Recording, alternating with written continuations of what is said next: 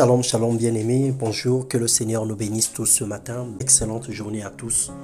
Nous voici encore ce matin dans notre partage quotidien Living Word. Le thème de notre partage ce matin, demeure dans la bergerie, car l'Éternel est ton guide.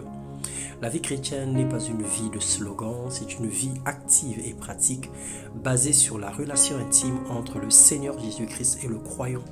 C'est une relation nouée par le dialogue dans la prière et l'adoration. Et lorsque nous nous éloignons de Dieu, lorsque nous ne pouvons pas nous connecter à lui par ses moyens, alors nous ne sommes pas dignes d'être appelés ses amis et ses enfants. Dans le livre des Psaumes, le chapitre 23, les versets 1 à 3, il est écrit « L'Éternel est mon berger, je ne manquerai de rien. Il me fait reposer dans les verts pâturages. Il me dirige près des eaux paisibles. Il restaure mon âme. Il me conduit dans les sentiers de la justice à cause de son nom. » Alléluia. Plusieurs disent que l'Éternel est mon berger, mais ne sont pas conduits par lui. Ils proclament « Je ne manquerai de rien », mais vivent des galères, des situations difficiles et ils manquent presque de tout et de rien. Pour vivre pleinement la vie de Christ, bénéficier des faveurs du bon berger, il y a des conditions à remplir. Il faut impérativement être une brebis dépendante de Dieu, totalement soumise et obéissante. Selon Jean 10, le verset 14, il faut être dans la bergerie, ne pas s'éloigner de Dieu et être soumis. Selon Jacques 4, le verset 7, et laisser le berger conduire sa vie et marcher selon sa volonté. Selon Proverbe, le verset chapitre 22, le verset 5. Le berger a pour vocation de défendre son troupeau, car un troupeau est toujours convoité par les voleurs, exposé aux loups et aux prédateurs. Dans Jean 10, le verset 10 à 11. Lorsque nous faisons de l'Éternel notre berger, il prendra soin de nous, il nous protégera, il nous guérira et combattra pour nous toutes sortes de combats, visibles comme invisibles. Il se lèvera pour repousser le voleur qui vient pour dérober de nuit comme de jour notre santé, nos finances, notre paix, nos mariages, notre joie et autres.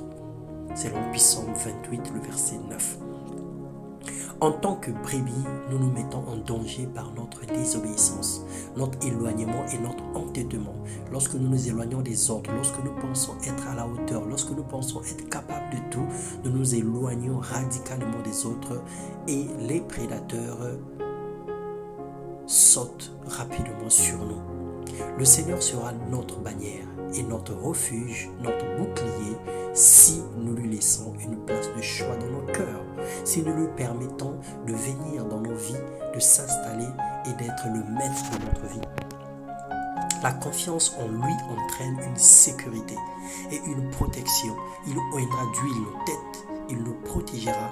Ainsi le bonheur et la grâce nous accompagneront tous les jours de notre vie.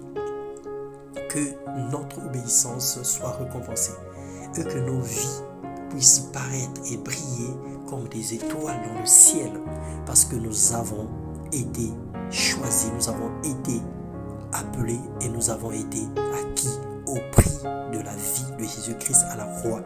Alors mon frère, ma soeur, tu as de la valeur. Tu as une place de choix dans le cœur de Dieu. Le Seigneur t'aime et il a pour toi des projets de bonheur et de paix pour te donner un avenir et de l'espérance. Les souffrances du temps présent ne seront pas comparées avec la gloire à venir. Ne mesure pas la puissance de Dieu.